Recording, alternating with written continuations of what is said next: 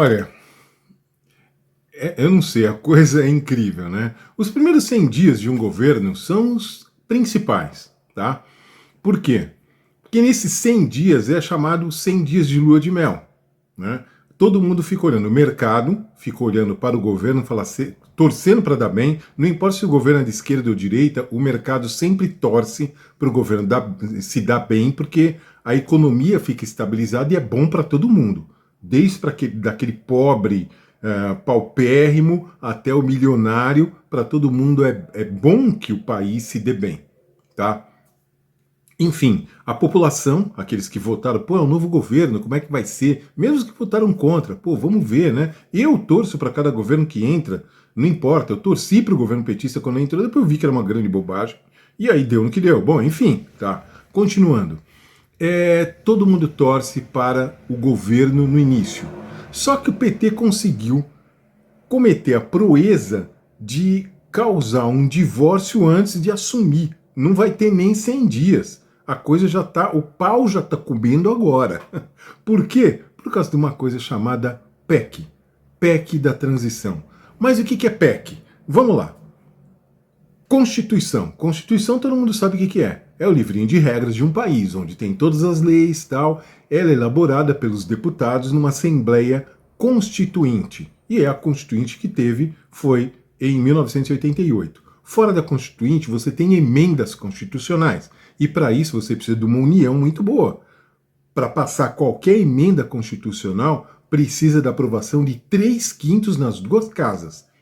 3/5 dos 513 deputados, 3/5 dos 85 senadores. Aí passa uma emenda à Constituição. Isso votado em 2 turnos em cada casa. Então precisa estar tudo em ordem para passar a emenda constitucional. O que nós temos agora é uma proposta de emendar a Constituição, ou seja, uma proposta de emenda constitucional. A PEC da transição. E essa confusão toda é porque, primeiro, quando entrou essa ideia de PEC, eu já fiquei com o pé atrás, tá? Eu falei, para que PEC? Se o governo continuasse, se o Bolsonaro fosse eleito, teria necessidade de PEC? Não, não teria. Ele teria dificuldade de cumprir as metas que ele prometeu na campanha? Sim, teria. Mas isso é outra história. Porque os dois prometeram a mesma coisa, e é aí que começa a confusão. Os dois prometeram manter o Auxílio Brasil, que agora o Lula chama de Bolsa Família, vai mudar o nome, vai ser Bolsa Família, manter os R$ 600. É bom isso? Vamos lá, como é que surgiu isso? O Auxílio Brasil era de R$ 400, só que aumentou em R$ 200 por conta da pandemia e da situação do planeta que está em guerra. O Brasil, como eu digo sempre, não é como os petistas pensam, um planeta à parte. Não, existe o planeta Terra e o Brasil está inserido nele. O mundo inteiro, as economias do mundo inteiro estavam e estão sucumbindo ainda. Então, o auxílio foi aumentado para R$ 200 para conseguir manter essas famílias, principalmente na pandemia, onde muitas empresas estavam fechando ou baixando os salários para os novos contratados, então precisa manter esse pessoal. Fim da pandemia, melhorando a economia, que está melhor, tá? Os números dizem isso, não tem como brigar com números, né? E, enfim, era para tirar, mas o Bolsonaro prometeu manter 600, assim como o Lula. Só que o problema do Lula foi que ele prometeu mais. Ele prometeu, além dos 600, mais R$ 150 por criança de até 6 anos. Naquela velha história de acabar com a fome no Brasil. Que fome, meu amigo? A ONU, através do Banco Mundial, vídeo meu anterior, leiam os jornais, não é só porque eu falei, não, cara, aqui não é petista. Eu trabalho com realidade, está nos jornais. A ONU divulgou no relatório dela, tá? Que a pobreza no Brasil, a pobreza extrema, desceu ao seu mais baixo nível desde que as medições começaram lá na década de 80. De 30,6% que era naquela época, agora é menos de 2%. Tá? Neste governo, o governo petista terminou com 8%. Então caiu, cara. Bom, vamos lá. Tocando. A PEC é o assunto, né? Precisa dessa PEC desse tamanho? Ah, porque o Lula é megalomaníaco. ele não quer tirar. Existe uma coisa chamada teto de gastos. O teto de gastos foi colocado pelo Temer, durante o governo Temer. Esse teto é para evitar que o governante gaste mais do que ele arrecada, do que o país arrecada. Sim, o país é igual à sua casa. Não é diferente, nada é diferente da sua casa. Se você recebe um salário mensal, o país, o salário dele é arrecadação tributária. Todo mundo paga imposto. E no Brasil paga muito, é cerca de 40% do PIB nacional, tá? E um imposto muito mal investido para a população. O ideal seria voltar para a população, mas não volta como deve voltar, tá? Você vê, não vou nem tocar nisso, vamos continuar aqui, tá? Enfim, esse teto de gastos é para evitar que o governante gaste mais do que o país arrecada. Então, já deu, ponto final, tá? E ele quer tirar não apenas todo o pagamento do Bolsa Família, que ele passa a chamar agora, mais esses R$ 150, que ele encareceu o Bolsa Família, e sim todos os programas sociais que ele quer implantar, como farmácia popular, um monte de coisa, nomes bonitos que não levam a nada. Você quer ver um plano social que deu certo e não precisou de tanta propaganda assim? Que eu falei e falo 500 vezes, cara. Aqui o Bom Prato, 50 centavos o café da manhã, R$ 1 o almoço, R$ 1 a janta, todo dia. Tem vários no estado de São Paulo. Tem 52, se eu não me engano, no estado de São Paulo. Quantos o PT construiu no governo deles? Nenhum. No Nordeste, que é onde mais precisa disso, nas cidades, quantos tem? Nenhum. Então isso é uma coisa que seria muito barato e não foi feito. Então eles dão nomes pomposos para gastar muito.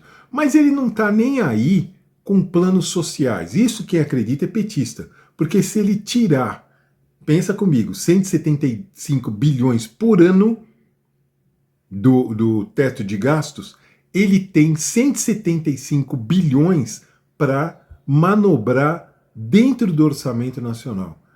Então ele precisa enfiar nesse gasto, porque nesse orçamento está a contratação de funcionários públicos, tá?